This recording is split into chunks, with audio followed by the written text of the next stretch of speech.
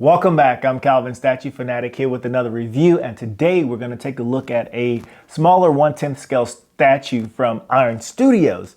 Iron Studio is known for their 1/10 scale statues. If you've been watching or following the Endgame or the Infinity War line, they have done an amazing job with those statues. And this is part of their horror line. But before we take a look at the statue, we'll just take a look at the box real quick. You can see an image of the statue on the box. Pretty cool box. Not anything spectacular. I don't know about edition sizes or anything because with these art scale statues, they don't usually say edition size. At least not on this, it hasn't said anything about an edition size. Now, with this particular line, I think this is their like horror line. I have done one review of Pennywise. It was the deluxe version of Pennywise. These come in two versions, the deluxe version and the regular version. The deluxe version, for example, of Pennywise had a diorama type setup with it, where the plain one that's not the deluxe is just a statue like this. Now, I did not see this as an option to get a deluxe version, but the Freddy Krueger one that's coming out in the summer of this year, 2020, does have a deluxe version of it.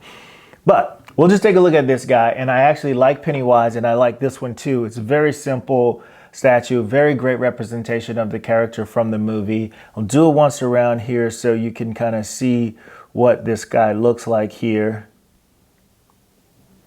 And as you can see, when we turn this guy around, all around, you can see that very plain in terms of what he's wearing.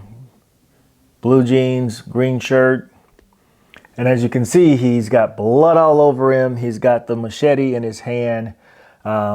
This is Jason. He's a troubled kid, drowned, Lake Crystal, murderer, the whole nine. But I like it. It's a really cool statue. It doesn't take up a whole lot of room at all, and it is completely polystone statue, so it definitely will break. It comes in 3 pieces. The head comes off, has a pretty strong magnet. The base has 1 peg where this sits into the base. There's no writing on top of the base, just underneath the base. There's just where it says Friday the 13th underneath the base. And that's about it. You can take a look at his portrait here. You can see there's quite a bit of detail in the portrait with the mask and the shading and the paint application on it. You can see the little bolts and screws. What I do like about the Iron Studio small pieces like this, because they are so tiny, you would think that there is a lot of room to make mistakes when it comes to painting them, but they do a pretty decent job, a really good job actually. Like even the paint application on this leather strap that's holding the mask on his head, there's really not one bit of black paint touching his head at all whatsoever.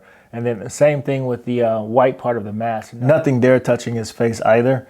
And you can see the stitching in the outfit, the wrinkles in it, sculpted. Like I said, just a very cool representation of Jason Voorhees. Now, I will say this though, although I love Iron Studios' smallest 1/10 scale figures, but one company that you really should take a look at is NECA with their action figures in this line of characters, whether it be Freddy Krueger, Jason Voorhees, because NECA also does an amazing job with the sculpt and the detail. In fact, I think maybe the NECA figures are a little bit more detailed than even these Iron Studios horror figures. But that pretty much concludes my brief review and look at Jason Voorhees from the Iron Studio 1/10 art scale horror line. Remember, my friends, always collect what you like and not the hype. And until next time, peace.